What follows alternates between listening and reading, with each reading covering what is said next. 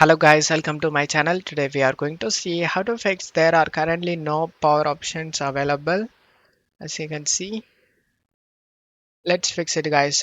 You just need to go to search menu and type registry editor, click on open it and select yes. Check my video description for this registry path, just copy and paste it and press enter. And now on right side you can able to see no close. If you already have the no close, then double click on it and set this value data to 0. If I already doesn't have it, then I'm gonna create for you guys. Just right click on the blank area and select new and select dword 32-bit value, and now name it as no n caps letter n o c caps letter c l o s e and press enter.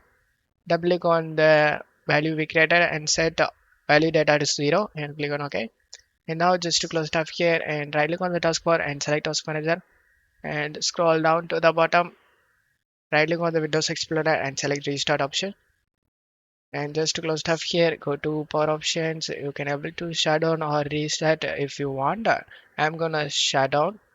And that's all you have to do it guys. Don't forget to leave a like guys. Thank you.